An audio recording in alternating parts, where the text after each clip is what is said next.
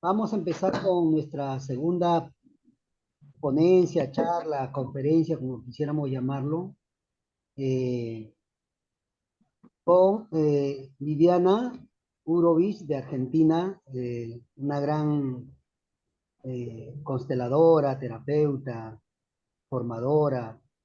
Es largo, en verdad, su currículum, tiene mucha experiencia. Hemos tenido la oportunidad de tenerla acá en Lima, Perú también, en algunas oportunidades en la formación. Y creo que con ella nos une un vínculo, por lo menos lo siento yo, de mucha intensidad, de mucha fuerza, porque gracias a Viviana, y lo reconozco ante toda la gente que está aquí, fue la promotora, la que nos ayudó y apoyó para desarrollar las constelaciones familiares en Perú, por lo menos desde donde nosotros lo manejamos, ¿no? Con un sentido de mucha ética, de mucha responsabilidad, porque entiendo que las constelaciones hay que saberlas llevar de la mejor manera posible. Gracias, Viviana. Ella es psicóloga, estudió en la Universidad Nacional de Rosario, terapeuta gestáltica, en terapia individual, grupal y de pareja, consteladora familiar y estructural. Se formó en trauma, en constelaciones familiares en España, directora del Centro Gestáltico de Rosario, Argentina, docente universitaria, conferencista internacional y miembro del Instituto de Psicogenealogía y Psicología Transgeneracional. Bueno, mucho podría hablar de Viviana, pero creo de que el afecto y la consideración que le tengo es muy grande y hoy día nos va a hablar acerca de esto que ella conoce, que es sobre cómo entender, comprender el trauma desde las constelaciones. Gracias, Viviana. Escuchamos. Buen día a todos. Hola Ever, hola Merali. Veo muchas caras conocidas. Qué lindo. Hola Hola Tati. Vivi. Sé que hay una alumna rosarina escuchando por ahí también, porque estuve chismoseando. ¡Oh! Y está Natalie también, que se formó Hola. en relaciones en Rosario. Está Val. Bueno, lindo, hermoso saber que hay tanta gente conocida y muchos otros. Bueno, un placer y un honor estar acá, mate de por medio. Me quedé pensando mucho, Ebert, en la propuesta y en qué transmitir y de qué manera transmitir en 45 minutos cómo trabajamos desde constelaciones familiares el trauma, ¿sí? En esta revisión de cómo transmitirles lo que durante una semana estuve estudiando en España junto a Peter Burkin y su mujer, Carmen Cortés, que son dos amores de persona. Eh, la idea sería la siguiente. Yo les voy a transmitir algunos lineamientos generales como para que nos podamos entender. Claramente no vamos a profundizar porque es imposible en un conversatorio de 40 minutos o 45 minutos desplegar en profundidad. Pero sí voy a querer transmitirles los conceptos o las ideas más importantes que tiene para mí el abordaje del trauma desde una mirada de constelaciones familiares. ¿Mm? Entonces, lo primero que quiero transmitirles es que esto les va a resultar raro de la manera en que se los voy a decir, y es lo siguiente, que el método de las constelaciones familiares no estaría siendo la mejor manera de tratar traumas. Y estamos acá hablando de constelaciones familiares. Entonces ahora yo les voy a explicar por qué consideramos o se cree que no sería la mejor manera. ¿Mm? Nosotros tenemos que saber que tenemos traumas con la T mayúscula, ¿sí? Y hay traumas que son con la T minúscula. ¿Se dice así en Perú, mayúscula y minúscula? Perfecto. Entonces, ¿qué serían traumas con la T mayúscula? Cuando hablamos de traumas con la T mayúscula, ¿de qué estaríamos hablando? Estamos hablando de los traumas personales, ¿sí? Entonces, nosotros tenemos que saber que hay distintas dimensiones de traumas. Tenemos el trauma personal, el trauma sistémico o transgeneracional y el trauma social. Por lo general, en las constelaciones familiares abordamos siempre los traumas sistémicos o transgeneracionales o los traumas sociales. Cuando hablo de que el método de constelaciones familiares no sería el más apropiado para abordar traumas, me refiero específicamente a trauma personal. ¿Ok? ¿Y qué es trauma personal? Que estas tres dimensiones de traumas, estamos hablando de la T mayúscula. Un trauma personal es algo que me sucedió a mí, que es parte de mi historia, que es parte de mi biografía. Y entonces abro paréntesis. ¿Qué son esas situaciones que me podrían haber ocurrido a mí, que conforman parte de mi historia, de mi biografía? Entonces pueden ser situaciones de violencia física, puede ser abuso sexual, puede ser situaciones de abandono. Estas cosas son las que de alguna manera estamos pensando o hipotetizando cuando llega un consultante y dice que quiere abordar en la constelación un trauma personal.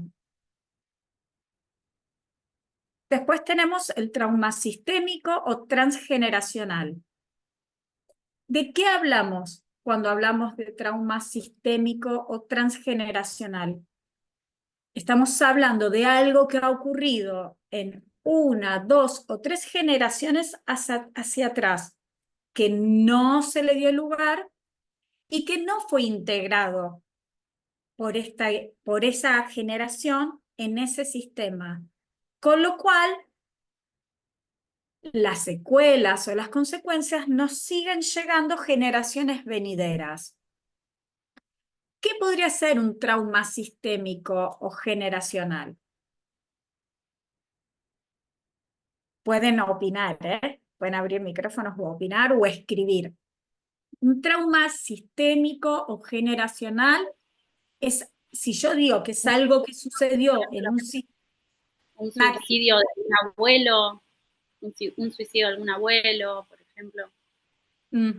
Un suicidio de un abuelo, la muerte trágica de alguien, ¿sí? Por ejemplo, podría ser, yo siempre doy el ejemplo que el abuelo de mi papá lo mataron por confusión en un pueblo del interior de la Argentina en donde vivían porque eran los gauchos judíos. El loco del pueblo lo confundió y le pegó un escopetazo en la cabeza. Eso sería un trauma sistémico. El abuso sexual, estamos hablando que es más bien del orden de lo personal. Es un trauma personal que por supuesto tiene implicancias en lo sistémico, ¿sí? Cuando hablamos también de un trauma sistémico o transgeneracional, podríamos pensar, por ejemplo, en el Holocausto. Es algo que le pasó a muchas personas, ¿sí? También podríamos pensar en...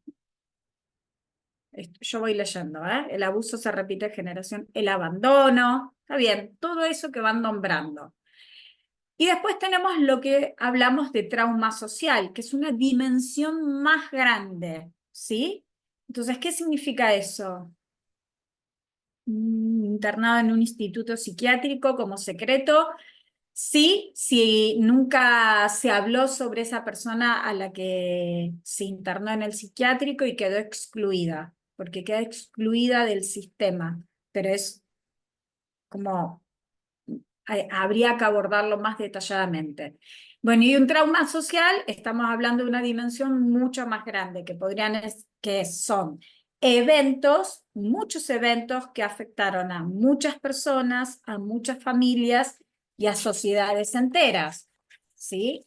Por ejemplo, podríamos pensar en la España del franquismo perfectamente, la guerra, la dictadura, el holocausto, podrían ser sucesos naturales, un tsunami, podría ser también cuando hay, a ver, no me sale la palabra, cuando un volcán estalla. La pandemia también, sí. Patricia, que levantaste la mano. Hola, un placer, Viviana.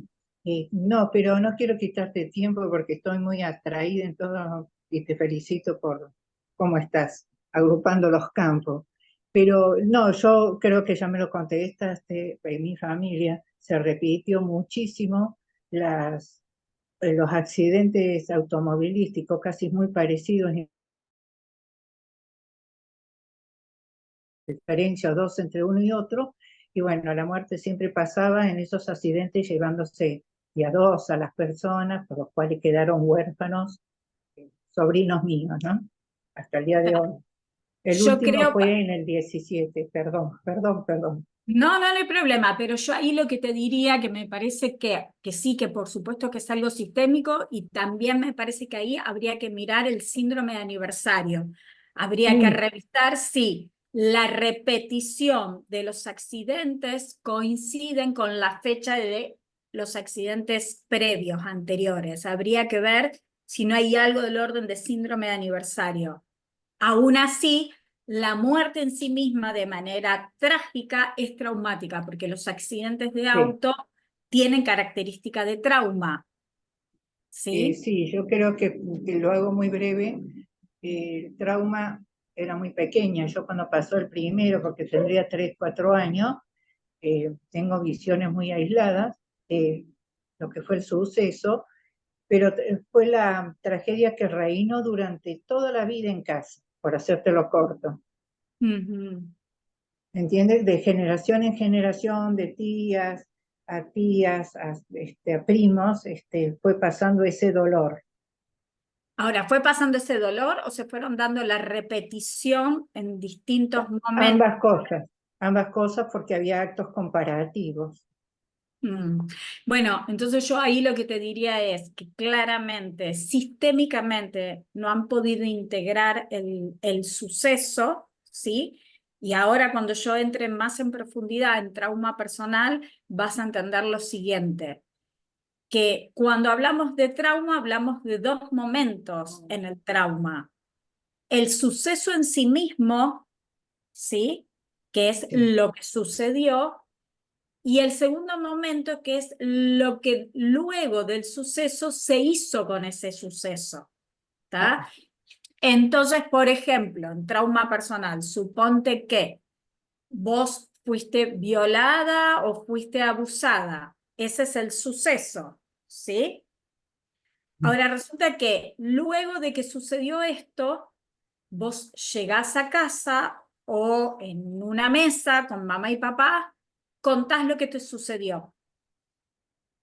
Si vos en ese momento recibís apoyo, contención, escucha de parte de aquellas personas, o sea, mamá, papá, la abuela, la tía, un amigo, pero tiene que ser como gente muy cercana de tu red de apoyo. Claro. Si en ese segundo momento vos recibís la escucha, el soporte, el apoyo necesario para transitar el suceso, seguro que vas a poder integrarlo de una manera más armoniosa y pacífica en tu interior. Ahora, si en ese segundo momento no se te da bolilla, no se le, ahí dicen, se revictimiza, de alguna manera te dicen, pero algo habrás hecho, o quizás era muy tarde para caminar sola por la calle, o sea, te están responsabilizando. O te dicen, bueno, pero de esto no se habla en casa, suponte que fuiste abusada por un tío, ¿sí? Bueno, pero el tío es bueno, mejor no le digamos nada a papá, y todo esto pasa al silencio. Entonces, este suceso, que fue traumático, en este segundo momento no recibió apoyo. Y si yo no recibo apoyo, posiblemente no voy a poder integrar y transitar eso que me sucedió. Por eso se dice que un mismo trauma, una misma situación que le pasó a dos personas, ambas pueden resolverlas o integrarlas o vivenciarlas de manera muy distintas. ¿Y por qué? Si decimos, pero si le pasó lo mismo, ¿sí? Bueno, porque tiene que ver con ese segundo momento, ¿sí? ¿Qué pasó después de lo que te sucedió? Entonces, yo podría decirles que quizás es hasta más importante lo que sucede después que el suceso en sí mismo. ¿Mm? Bueno, Muchas gracias, muchísimas gracias. de nada. Muy gentil. Ahora, yo leí por ahí que alguien puso que se excluye el suceso. Después voy respondiendo. Claro, la mayoría de las veces en trauma personal se excluye el suceso. ¿De qué manera? No hablando. Una de las características principales cuando se da trauma, por ejemplo, abusos sexuales, ¿sí? Es el silencio. De esto no se habla. El silencio es como condición de un abuso sexual. También hay que ver si el abuso sexual se dio una vez o reiteradas veces. Pero igual yo no me quiero meter en el tema del abuso sexual, sino poder clasificar el abuso sexual dentro de lo que sería la categoría de trauma personal. ¿Está claro? Y si el mismo abusado no cuenta lo que sucedió, que suele ser lo más habitual, ojalá que de adulto lo pueda contar. Ojalá que cuando crezca, porque por lo general los abusos sexuales se dan entre la infancia y la adolescencia, en donde somos pequeños y en donde necesitamos del marco de nuestra familia, para poder sentirnos a salvo, y si yo no lo cuento es porque posiblemente yo no me siento segura de poder abrirlo. Igual el abuso sexual tiene otros condimentos. Tiene el condimento de la vergüenza, ¿sí? Tiene el condimento del condicionamiento que si se sostuvo en el tiempo, el perpetrador de alguna manera condiciona a la víctima para que no hable de esto y lo pueda hacer de manera coercitiva, manipulando, como esto es algo entre vos y yo, si lo contás algo le va a pasar a tu mamá. También, hola Silvia Priotti, te conozco. También puede ser que yo me sienta culpable, quizás quien fue abusado diga, quizás yo hice algo para que esta persona me haga esto. Ahora, en mi experiencia como terapeuta, como psicóloga clínica, por lo general, la apertura de este trauma se da cuando somos adultos. Es más habitual que cuando llegamos a la adultez nos animemos a hablar de esto que cuando somos niños, ¿sí? Aunque los niños y los adolescentes, aunque no lo hablen así, como estamos hablando ahora nosotros, lo hablan a través de síntomas. Y el que quiere ver, ve, y el que no quiere ver, no ve. ¿Se entiende esto? En una familia, si yo como adulta quiero ver, o sea, observo a mis hijos, posiblemente vea que algo ha cambiado, que algo está siendo distinto. Ahora, si yo estoy muy en la mía, posiblemente haya cosas que me lo salten, no porque sea una mala madre, sino porque quizás no me detuve o no quise mirar lo que estaba sucediendo o quise negar, porque la negación es condición de trauma. ¿Sí? No. Con T mayúscula son las 3 dimensiones de trauma que dije: personal, sistémico o transgeneracional y social. Ahora voy a explicar los traumas con T minúscula. Los traumas con T minúscula son aquellas, igual lo quiero dejar para más tarde, porque serían como no los menos importantes, pero que de todas maneras se dan. Los traumas con T minúscula son aquellas situaciones que se repiten con frecuencia, ¿sí? Como por ejemplo, la descalificación, ¿m? O el maltrato verbal, pero no un maltrato verbal desmesurado, pero si yo le digo, no ves que sos tonta, no ves que todo lo haces mal, y esto, ¿no? Constantemente, al final no prestas atención, no te esforzás, deberías de, pero todo lo estás, en todo te equivocas, eso, las T minúsculas, tienen que ver con la frecuencia y la acumulación de estos eventos pequeños. Entonces, en la sumatoria final también termina siendo traumático. ¿Sí? Ahora volvamos al trauma con T mayúscula. ¿Qué es lo que me sucede en una situación de trauma? En una situación de trauma, o qué es un trauma, es cuando yo me encuentro en una situación en la que me siento amenazada, en la que me encuentro amenazada, ¿sí? Es una situación de peligro. El trauma es una situación en la que yo estoy en peligro, ¿sí? Y frente al peligro, ¿cuáles suelen ser las respuestas habituales? Ahí Tati lo dice, tenemos... Tati es de las alumnas que ilustra la manzana y se las da a la docente porque es la que creo que ha sido la alumna de Perú que siempre ha leído todos los textos y nunca ha faltado una clase. Entonces, ¿cuáles son las 3 respuestas habituales frente a una situación de peligro? Perfecto, Lore. Lucha, huida o me congelo. ¿Cuándo lucho? ¿Cuándo es posible para mí la lucha? Cuando yo siento que esa situación no es tan grande, o sea, yo me siento con los recursos y las herramientas para darle pelea, para hacerle frente. Entonces yo voy a ir hacia adelante, voy a poner mi cuerpo y me voy a defender, voy a luchar. ¿Está claro? Ahí es la lucha. ¿Cuándo voy a huir? Cuando yo siento que la situación es más grande, es más fuerte que yo. Yo me siento pequeña frente a esa situación.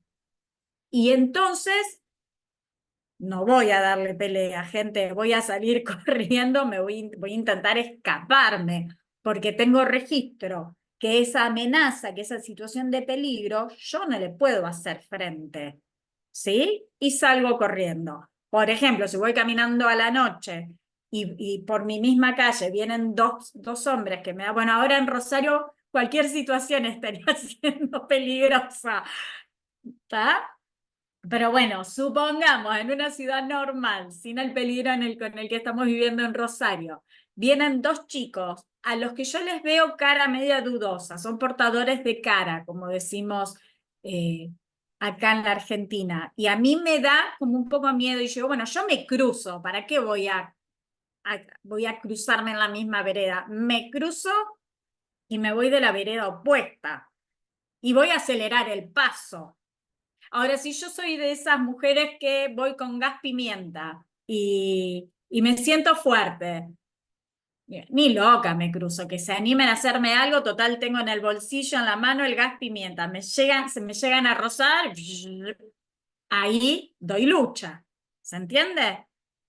Ahora, la tercera posición, la tercera respuesta es cuando me quedo congelada. ¿Cuándo me quedo congelada? Ustedes saben que esa es una respuesta bien del reino animal. Que cuando hay algunos animales que cuando se sienten amenazados de muerte, quedan congelados que parecen como si se hubiesen muerto. Sí, vale, es retraumático y lo estamos viendo en los consultorios. Sí, y podríamos pensar que lo que estamos viviendo en Rosario, si persiste en el tiempo, va a ser trauma social. ¿Sí? Bueno, entonces estaba hablando de los animales. ¿Por qué apelan a esta tercera opción, que es la de quedarse congelados? Porque si yo me quedo congelada y parezco muerta, el animal no me va a atacar. Porque solamente los animales carroñeros comen un animal que encuentran muerto.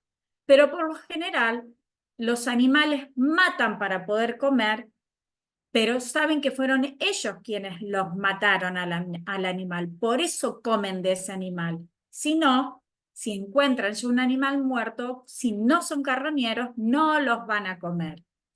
Esto sería en el orden del reino animal. Ahora, ¿qué significa que nosotras personas nos quedamos congelados? No puedo luchar y no puedo huir. Y la respuesta que tuve fue la de quedar congelada.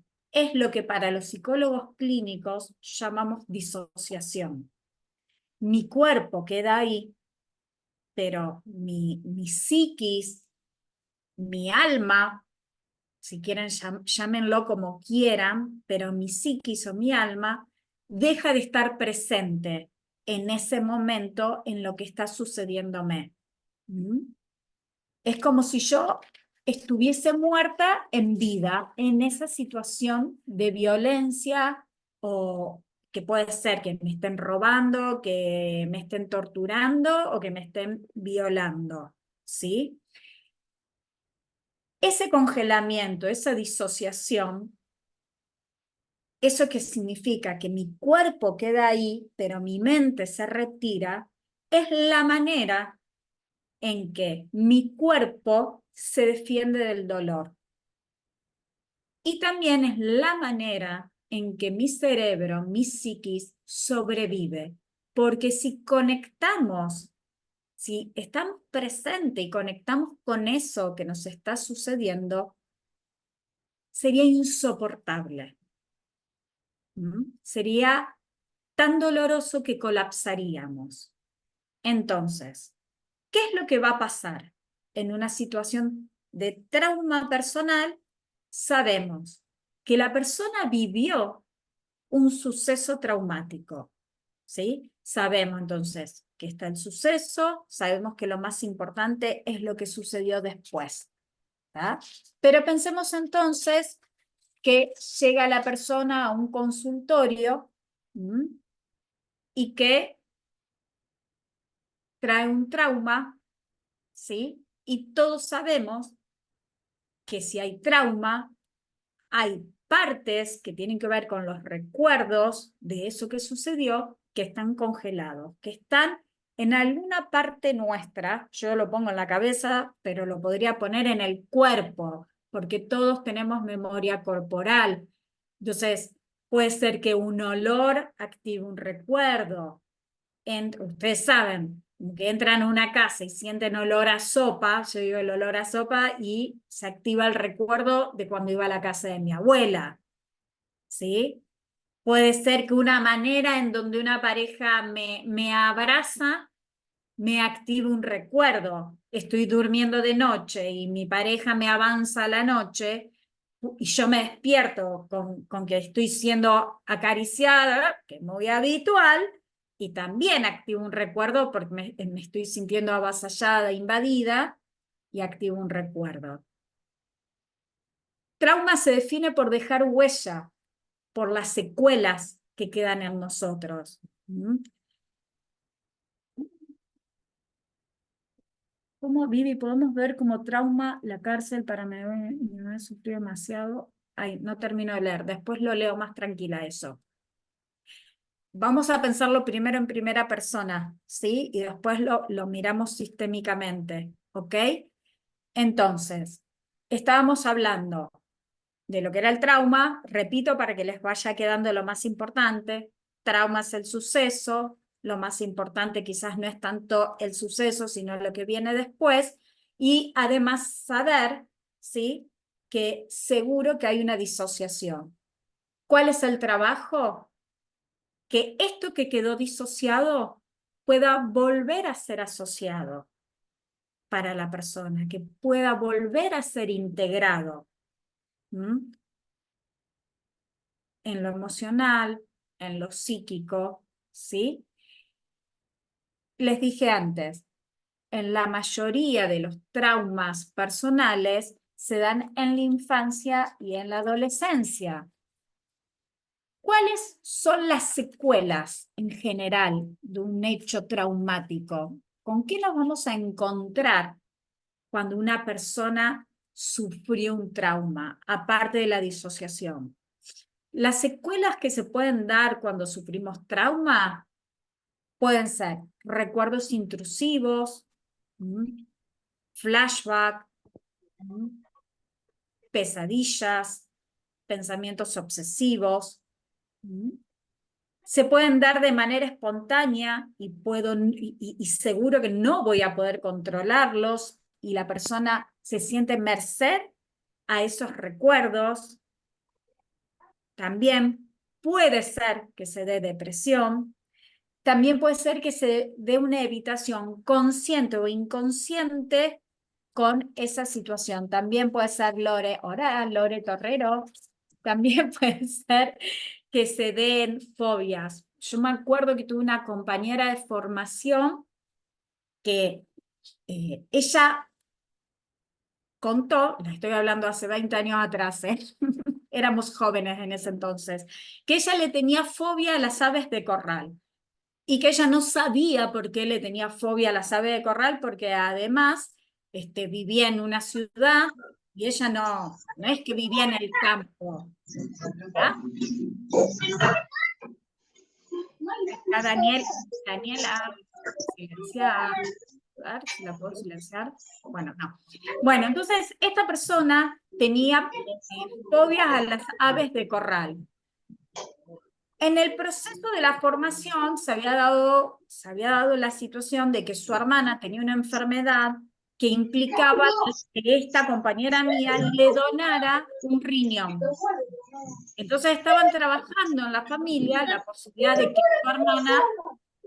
Daniela Sánchez, ¿podrás cerrar el micrófono, por favor? Bueno, o a Ever o Merali, ¿podrán cerrar el micrófono de Daniela? Bueno, en el proceso de ver si era posible que una hermana donara el riñón a otra hermana, mi compañera de formación empieza a hacer terapia para poder trabajar lo que implicaba para ella quedarse solo con un riñón por donar el riñón a su hermana. Y con el psicólogo empieza a trabajar su fobia a las aves de corral. Hasta que emerge un recuerdo de cuando ella era chica y la madre la mandaba a la casa del vecino a buscar azúcar o a buscar huevos, y este hombre abusaba de ella en el fondo de la casa, en donde tenía el corral con las gallinas, y era en donde las llevaba hasta ahí para poder darle los huevos. Pero era ahí en donde era abusada por este señor, ¿sí? Entonces, esta chica cerró el recuerdo del abuso, lo congeló, lo disoció, pero lo que sí apareció fue la fobia a las aves. Porque lo que ella después se empezó a dar cuenta era que ella se quedaba dura mirando a las gallinas. Ahora, ella tenía 45 años y hasta sus 45 años nunca había tenido recuerdos de haber sido abusada, pero sí sabía todo el tiempo de esta fobia, ¿sí? Bueno, vuelvo para atrás, entonces. Cuando les dije cuáles eran como las secuelas frente a una situación traumática, les nombré un montón y les nombré también las de la evitación. Y la evitación sería, me robaron en tal calle, voy a evitar ir por esa calle. Después leo todo. Bueno, también se puede dar una sobreactivación corporal. Puede ser hipervigilancia, fuertes miedos, tensión, estados asustadizos, insomnio, ansiedad, y creo que ahí le estoy respondiendo a la última persona que escribió algo, ¿sí? Que tiene que ver con la sobreactivación corporal, despertarme en medio de la noche porque tuve pesadillas y llorando, ¿sí? Entonces, ¿qué quiere decir todo esto?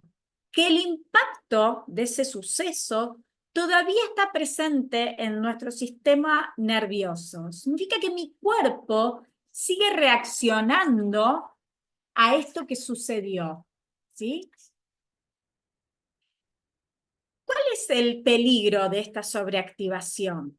Es que si yo estoy sobreactivada y siempre estoy en alerta, no voy a poder distinguir de verdad, ya de adulta, cuándo está el verdadero peligro. Si yo no he podido integrar aquello que me sucedió y todo el tiempo vivo con miedo y en un modo alerta, todo me resulta peligroso y no puedo discriminar cuando de verdad hay peligro y cuando no lo hay, ¿sí? Cuando de verdad lo haya, no lo voy a poder discriminar, no voy a tener la capacidad de reconocer el peligro que de verdad implica una situación. Entonces, de lo que estamos hablando es que en el presente se está dando una prolongación del pasado. ¿Qué significa eso? Que yo vivo aquí ahora aquello que me sucedió allá y entonces como si me estuviese sucediendo aquí ahora. Se hace presente aquello que pertenece al pasado. ¿Y cuál es el objetivo de hacer terapia?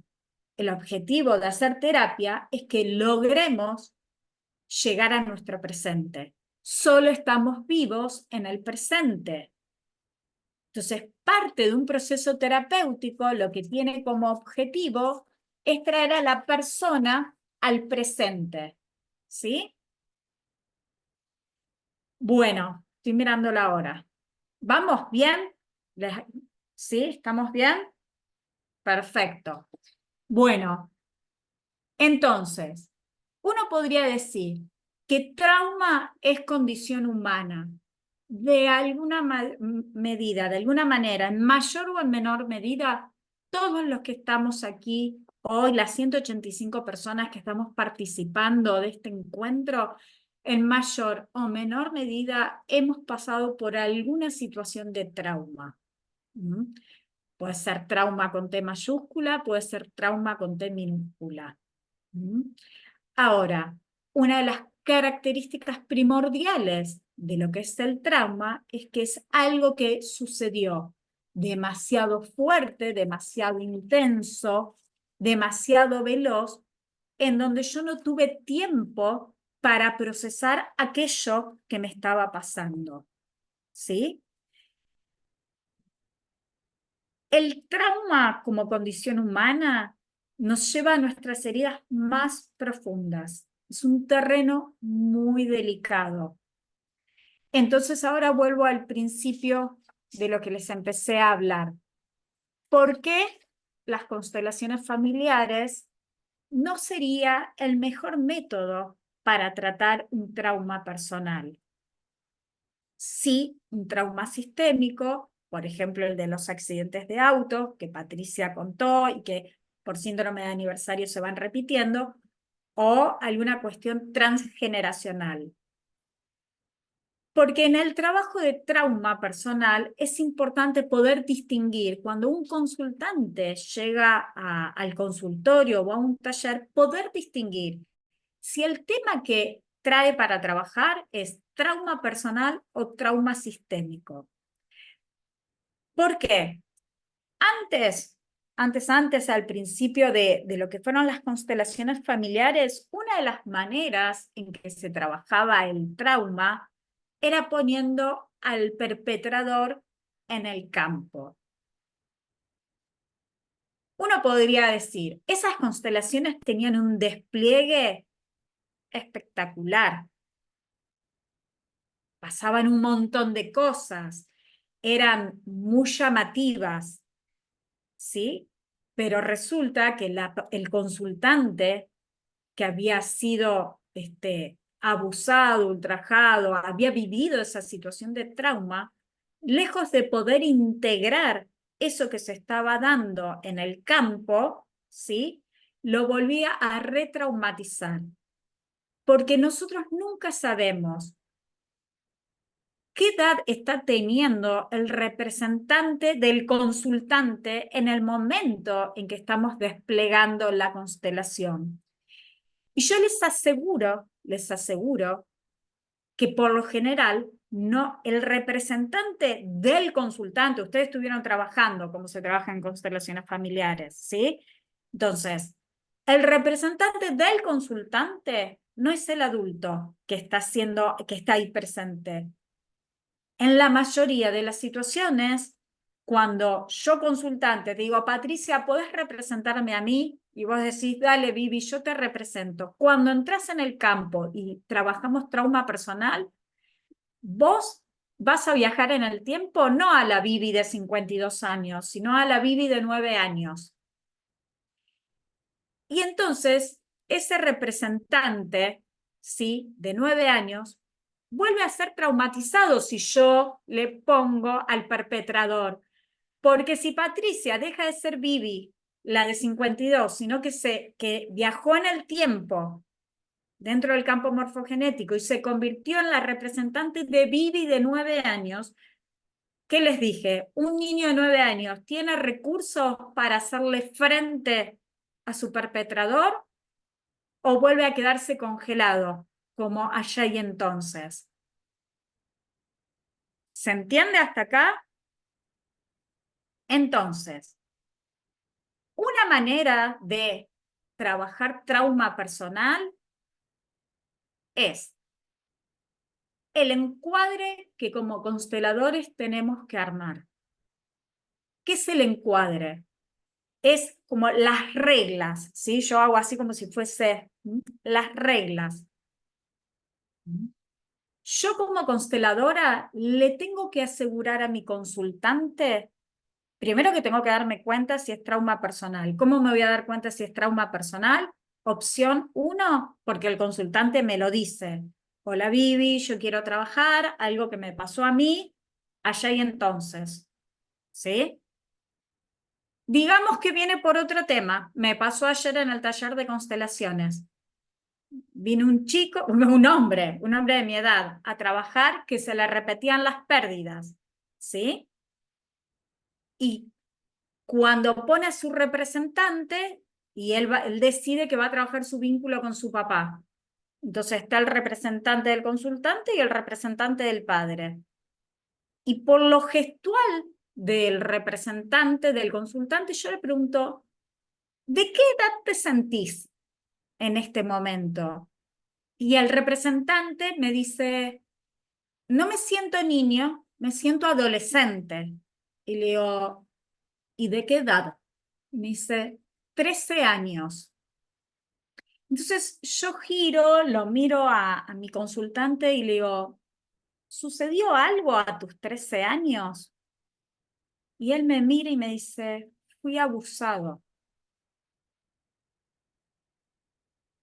Entonces, una constelación que parecía que iba a ir para un lado, porque tenía que ver con las pérdidas, que él quedó viudo, igual que su papá, teniendo 2 hijos, y él quería ver la repetición, en ese momento volanteó y fue hacia otro lado, porque en ese momento lo que se presentó en el campo tuvo que ver con una situación también de pérdida.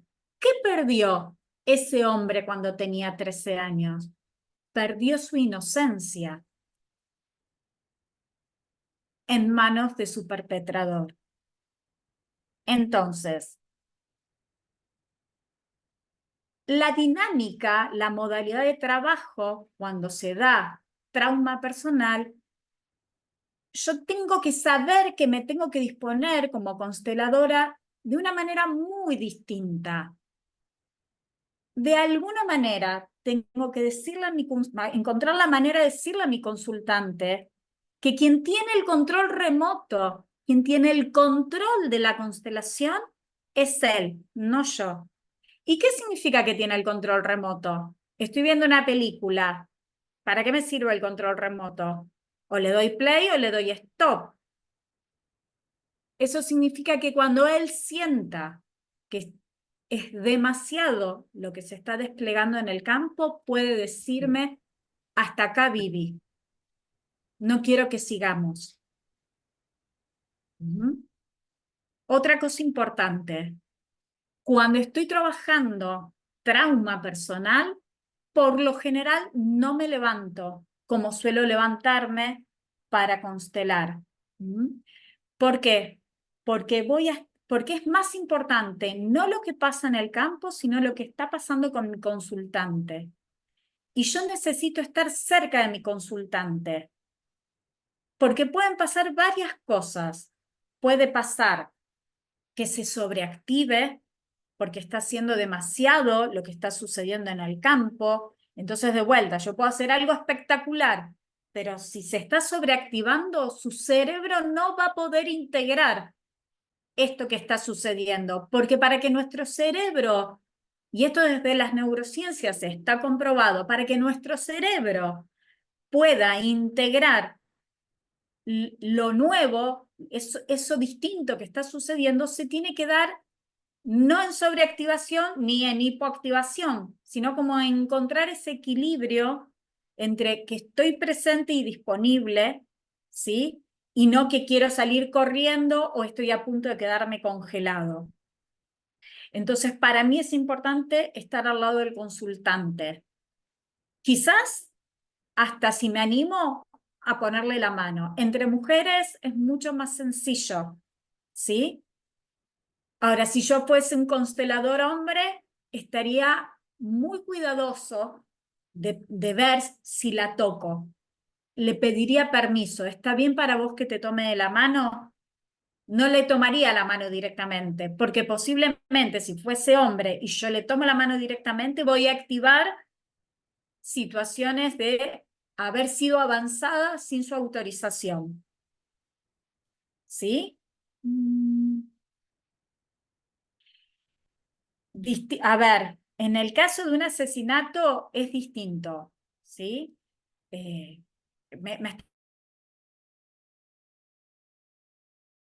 Estamos hablando de un trauma personal en donde una persona fue violentada. No le pongo el perpetrador. Y si el perpetrador aparece, lo que hago es ponerlo lo más lejos posible del representante del consultante, ¿sí?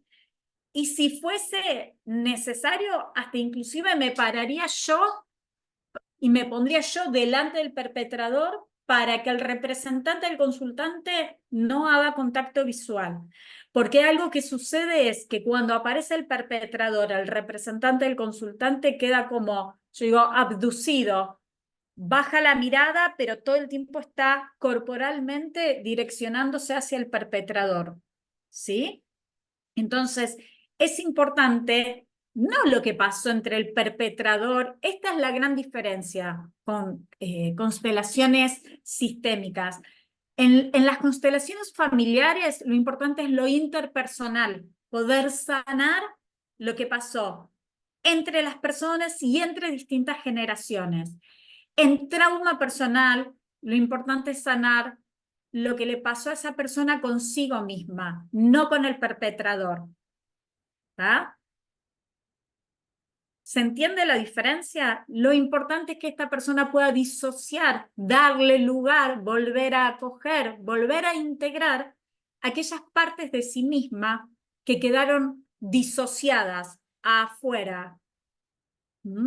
Es exactamente, es poder volver a integrar esa parte mía que quedó congelada ya y entonces en el tiempo. ¿Ok? ¿Quieren que abramos, porque estoy mirando la hora, quieren que abramos estos últimos 5 minutos espacio para preguntas? Ever, ¿te parece bien? Activa el sonido, Ever. Magnífico, Viviana. Pueden hacer sus preguntas, las dudas que tengan. Ahí han levantado la mano. Natalie. Sí, entonces quería preguntar esto, gracias Vivi. ¿Es mejor cuando empezamos a ver que hay un trauma personal, trabajar con su niño interno, por ejemplo, su niña interna? Exactamente. Podés poner, Nati, lo podés trabajar de esta manera. Pones un representante para el adulto, ese adulto que fue traumatizado, y un representante para ese niño, que fue la edad en la que tenía cuando sucedió lo que sucedió, ¿sí? Y quizás hasta poder poner como un representante para esa parte como, como la esencia, ¿no? Esa parte que no fue vulnerada aún con lo que sucedió. Como viste, como si yo te dijese como eso que no fue tocado, no fue avasallada por la situación, ¿sí? E- Ese tercer representante hasta inclusive lo puedes poner después, pero lo importante es que aparezca el representante del niño o de la niña y del adulto. ¿Mm? Perfecto, gracias. ¿Qué más? ¿Qué otra pregunta? Patricia levantó la mano. Vamos, Patri. Está sin sonido, Patri.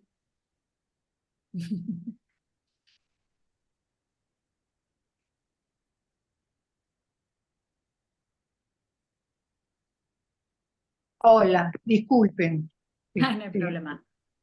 Tengo entendido, Vivi, por lo que yo trabajé con traumas, que cuando tú tocas el tema, tienes que, lógicamente, hacerlo de una forma muy, como dice Jung, estás tocando el alma de un humano, hazlo con cuidado.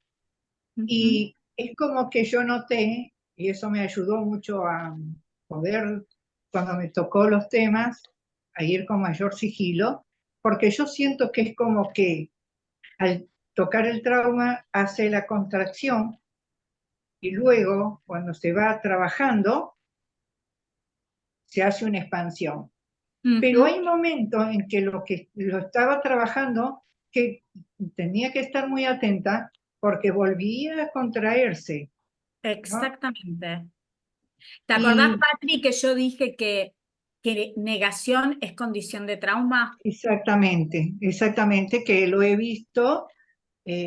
Bueno, me tocó un caso que fueron algunas sesiones. Aclaro, yo viví, soy gestáltica, pasé por el psicodrama, soy consteladora, y eso, que un poquito me expandí en eso, y lo pude ver desde otros conceptos, pero me llevó este caso en particular, sesiones, aclaro, de diferentes ángulos que se presentó en el campo, ¿no? Entonces, gracias, muchísimas gracias nuevamente, porque eso de que yo un poco por conocimiento y otro por intuición, que es lo que me da, lo que se va manifestando en el campo, fui siguiendo ese instinto de la contracción y el volver a expandir. Patri, yo te Gracias. sumaría a lo que vos estás compartiendo de vos misma en tu experiencia, es que para mí una de las características que diferencia una constelación de trauma de una constelación familiar clásica es que es mucho más lenta, Sí, se necesita mucho más tiempo para que el consultante no tenga hiperactivación, ¿sí? Y necesita, si siempre, por supuesto que la presencia del constelador, la presencia siempre es importante. En una constelación de trauma, el consultante tiene que saber que va a estar cuidado, que va a estar sostenido, que está siendo visto y que sobre todo está siendo respetado y escuchado. Y exacto. esa presencia, ese estoy acá para vos y con Bueno, vos, es fundamental. ¿Mm? es lo que siempre sentí, Vivi, por eso te dije que lo tomé a esta frase de Jan: cuando usted hable con otra persona, sepa que es un Ujú. humano y está tocando el alma de un humano. Yo salgo siempre desde la Gestalt, y lo Sí. que va surgiendo va al campo de constelación, lógicamente con el Ujú, permiso ya hablado de la persona. ujú, Entonces, eso ha traído, que en los casos que he podido trabajar, pero en este en especial, bueno, hemos tenido con el tiempo, no voy a decir resultados porque los resultados se van viendo con un tiempo más de avance, ¿no? No, no es, ujú. Pero bueno, muy agradecida nuevamente, Vivi, por tu mirada. Gracias, Patri. Betty, que tiene la mano levantada. Hola, ¿qué tal? Buenos días. Creo que ingresé un poco tarde y no tomé el tema de lo que son las constelaciones. Quería hacerle una consulta. El tema de los... Claro, por Sí, las moscas. ¿me Betty. escucha? Sí, ahora sí. Bien. Quería hacerle una consulta. El tema de los traumas en los niños cuando han sido, digamos, vulnerados verbalmente por los padres, por el padre en este caso, que siempre tuvo un carácter fuerte, humillado. Es posible a lo largo del tiempo que un niño que recibió maltrato verbal, maltrato psicológico por el padre, digamos, desde los 2 años hasta la edad de adolescente, y el niño ahora lógicamente reacciona con bastante severidad, dura. Es posible que pueda el niño con un tratamiento psicológico o el tratamiento de la ayuda de los padres por diferentes formas, que él pueda lograr quitar ese recelo que tiene con el padre, esa actitud negativa que muestra en cualquier momento. Bueno, no sé en qué parte te sumaste, Betty, pero yo lo que dije fue que teníamos traumas con T mayúscula y traumas con T minúscula. La T minúscula podían ser el abuso verbal, la crítica inconsciente, la devaluación. Cuando se repiten en el tiempo y es acumulativo, tiene el mismo efecto devastador que traumas con T mayúscula. Quizás son menos visibles, ¿sí?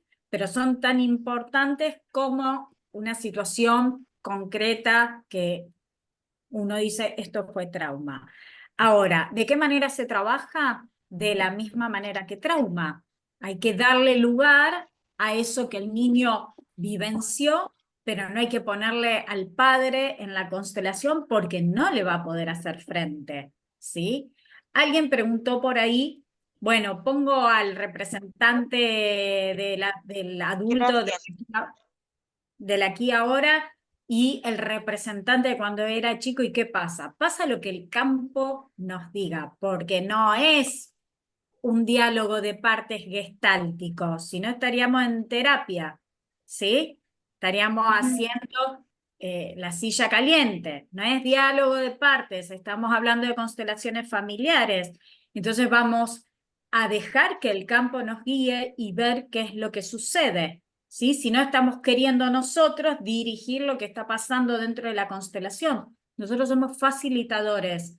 No podemos meternos en el campo y llevar la constelación, aunque algunos lo hagan porque les falta experiencia, pero no podemos meternos dentro del campo y guiar la constelación hacia donde nosotros queremos que tienen que ir. ¿Se entiende esto?